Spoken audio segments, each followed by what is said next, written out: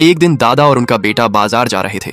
तभी दादा की नजर कचरे में दबे दो बड़े बड़े शुतुरमुर्ग के अंडों पर पड़ी। एक अंडा सोने का था और दूसरा बिल्कुल उजला और साधारण। जैसे ही दादा उस सोने के अंडे को उठाने लगे तभी उनका बेटा लालच में आ गया। उसने दादा को धक्का दिया और सोने का अंडा उठाकर भाग गया। बेचारे दादा मजबूरी में वह साधारण उजला अंडा अपने घर ले आए। दादा ने उस अंडे को अच्छे से साफ किया, उसकी देखभाल की और बहुत प्यार से उसे संभाल कर रखा। वहीं दूसरी तरफ लालची बेटा उस सोने के अंडे को सिर्फ दिखावे के लिए अपने घर में रखता है और अपने दोस्तों के साथ दिन रात पार्टी करता रहता है। एक दिन अचानक दादा का उजला अंडा तेज चमकने लगा। उसकी रोशनी से पूरा घर जगमगा उठा। तभी वह अंडा फूट गया और उसमें से एक विशाल हीरे का शुतुरमुर्ग निकला।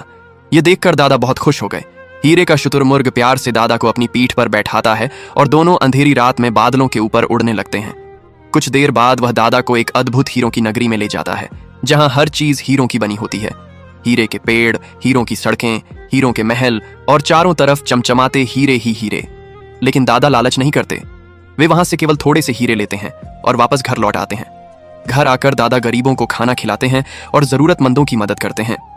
उधर दादा के बेटे का सोने का अंडा भी अचानक फूट जाता है और उसमें से एक विशाल सोने का शुतुरमुर्ग निकलता है। लड़का उसे देखकर खुशी से चिल्लाता है और कहता है, चल तू भी मुझे उस जादुई नगरी में ले चल, नहीं तो मैं तुझे कसाई को बेच दूंगा। सोने का शुतुरमुर्ग लड़के को अपनी पीठ पर बैठाकर उड़ तो जाता है, लेकिन उसे जादुई नगरी में ले जाने के मैं श्राप देती हूँ, तू इस वीडियो को लाइक करके चैनल को सब्सक्राइब कर और कमेंट में जय मां बजाय एक गहरे कीचड़ और दलदल में पटक देता है। लड़का वहीं फंस जाता है और मदद के लिए चिल्लाने लगता है। इसके बाद दादा और उनका हीरे का शुतुरमुर्ग रोने लगते हैं, क्योंकि आप लोगों ने दादा के लिए लाइक और सब्सक्राइब नहीं किया।